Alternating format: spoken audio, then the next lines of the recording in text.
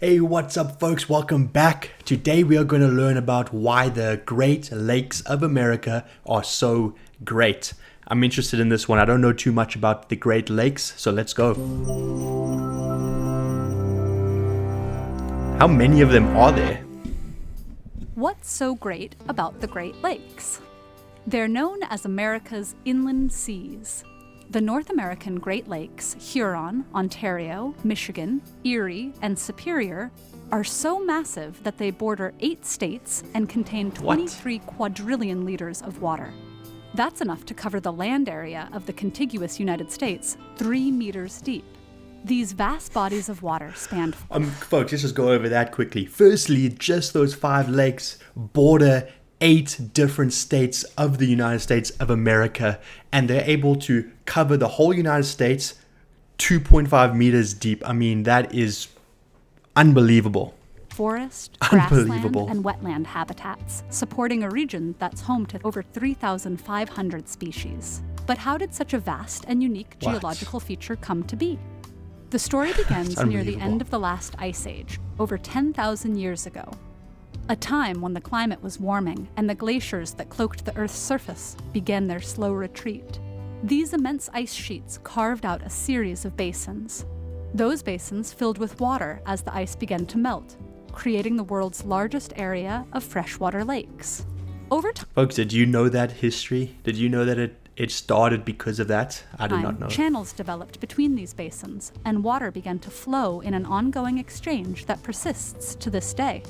In fact, today, the interconnected Great Lakes contain almost 20% of the world's supply of fresh surface water. It's mad. The water's journey begins in the far north of Lake Superior, which is the deepest, coldest, and clearest of the lakes, containing half the system's water.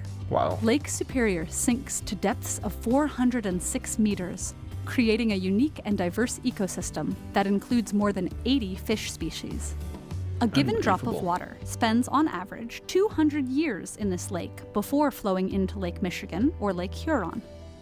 Linked by the Straits of Mackinac, these 2 lakes are technically one. To the west lies Lake Michigan, the 3rd largest of the lakes by surface area. Water slowly moves through its cul-de-sac shape and encounters the world's largest freshwater dunes, many wildlife species, and unique fossilized coral. Folks, firstly, have any of you gone to visit these Great Lakes? Please, in the comments, let me know how the experience was. I can only imagine it must be, quite frankly, quite beautiful, visiting, these areas and seeing all the different species of animals and observing the fantastic natural environments. I can only imagine it's a great experience. To the east is Lake Huron, which has the longest shoreline. It's sparsely populated but heavily forested, including 7,000-year-old petrified trees. Wow. Below them, water continues to flow southeastwards, from Lake Huron into Lake Erie. This lake's status as the warmest and shallowest of the 5 has ensured an abundance of animal life, including millions of migrating birds. Wow. Finally, they must be having a good time. The water reaches its last stop by dramatically plunging more than 50 meters down the thundering Niagara Falls into Lake Ontario, the smallest lake by surface area. From there, some of this well-traveled water enters the St. Lawrence River, eventually reaching the Atlantic Ocean. In addition to being a natural wonder, the perpetually flowing Great Lakes bring us multiple benefits. They provide natural water filtration, flood control, and nutrient cycling.